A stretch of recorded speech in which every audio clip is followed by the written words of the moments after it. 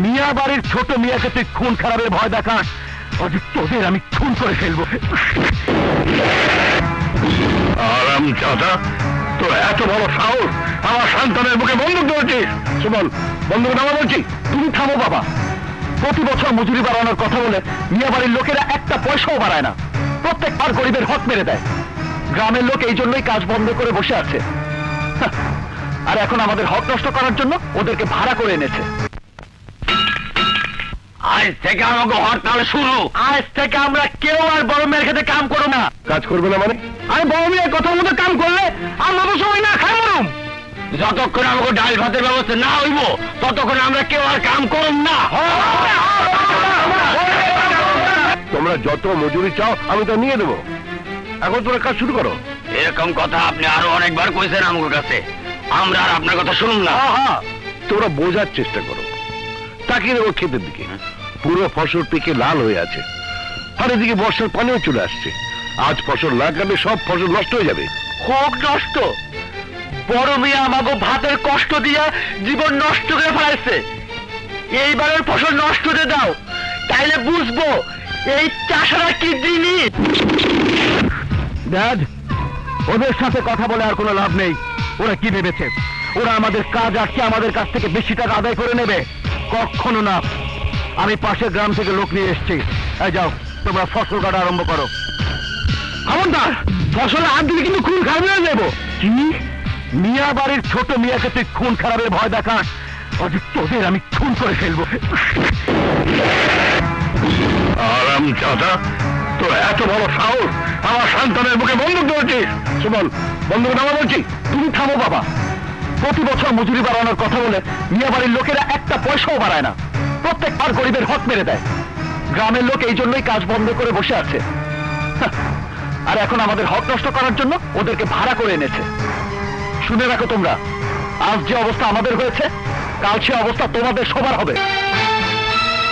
ভাইয়েরা, একটিবার ভাবো, সব গরিবের কাহিনী এক বেলা খেলে আরেক বেলা না খেয়ে থাকতে হয়। কাজ শেষ হওয়ার পর কোনো না কোনো মিয়ার বেটা আমাদের হক মেরে দেয়। আমরা যদি একজনের বিপদে আর একজন না এগিয়ে আসি, তাহলে কে এগিয়ে আসবে? আমি ওদের দেখিয়ে দিতে চাই, এক জমিদার আরেক জমিদারকে ধোকা দিতে পারে, এক নেতা আরেক নেতাকে ধোকা দিতে পারে, কিন্তু এক দিনমজুর আরেক দিনমজুরকে কখনো ধোকা দেয় না। এখন ফয়সালা তোমাদের হাতে। আমাকে ক্ষমা করে দিও ভাই, আমরা এইসবের কিছুই জানতাম না, জানলাইতাম না। চলো সবাই। কাপুরুষের দল, বেঈমানের দল। আরে যা, ভাগ তোরা। আমার কাউকে দরকার নেই, আমি নিজেই ক্ষেতের ফসল কাটবো। ছোট মিয়া, আপনি এত কিছু পারেন, কিন্তু গরিবের হকটুকু দিতে পারেন না।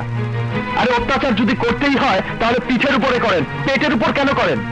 দুবেলা দুমুঠো শুধু খেতে দেন, তাহলে দেখবেন এই গরিব দিনমজুরের দল আপনার গোলায় 1000 মণ ধান পৌঁছে দেবে। কি ভেবেছিস তুই? তোর চালে পড়ে আমি তোদের দাবি মেনে নেব? Simply impossible dad. প্রয়োজনে সমস্ত ফসল পানির নিচে নষ্ট করব, তবু ওদের দাবি আমরা কখনোই মেনে নেব না। কখনো ওদের সামনে মিয়া বাড়ির আন মান শান বিসর্জন দেব না। চলো ড্যাড, চলো। বললেই হলো, আমরা না খেয়ে থাকবো আর সোনার ধান পানির নিচে নষ্ট হবে? অসম্ভব।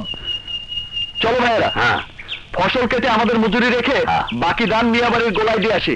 চলো চলো, এইটাই করতে হবে। আচ্ছা বিশা,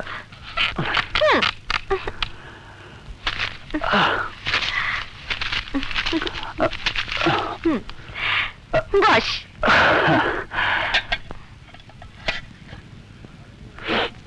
আরে এই বাপের শত্রু, তুই কি আমাকে এই বুড়ো বয়সে একটু আরামে থাকতে দিবি না? কে বলেছে তোকে বড় মেয়ের কাজে নাক গলাতে? তার খেতে কে ধান কাটবে না কাটবে তাতে তুই বলার কে? ঘরে ঢুকতে না ঢুকতে বেচারা ছেলেটাকে গালাগাল শুরু করেছে। তোমার ওই বেচারা ছেলের জন্য আমাদের মুখে দানা পাতা একদিন বন্ধ হয়ে যাবে। আহা, তা কি হয়েছে বলবা তো? কার ফসল কে কোথায় নিয়ে যায় তা দিয়ে ওর কি দরকার?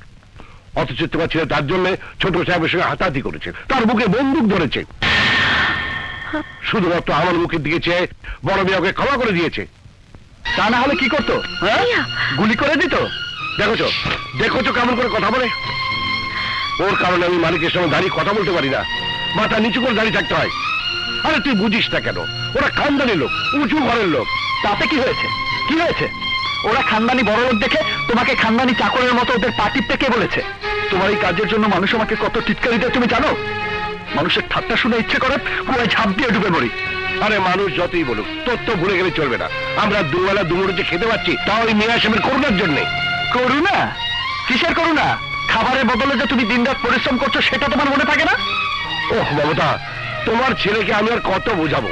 ও কি ওর স্বভাব কখনো বদলাবে না? আমিও তোমাকে বলতে বলতে মুখ ব্যথা করে ফেলেছি, কিন্তু তোমার গোলামি করার অভ্যাস বদলাচ্ছে না। বাস বাস, বাপ একটু ঝগড়া বন্ধ কর। চলো খাবে। রাখো তোমার খাবার। আয়, আয় না। আমার খিদে নেই। হুঁ।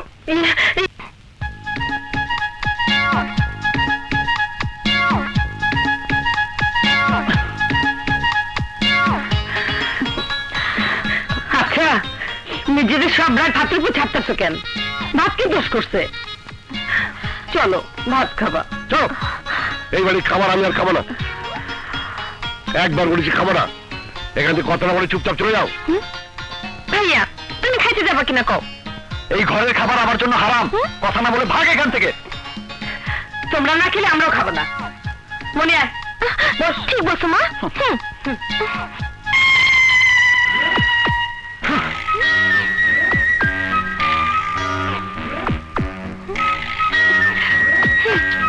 ঠিক আছে ঠিক আছে, খাবার লাগাও, আসছি।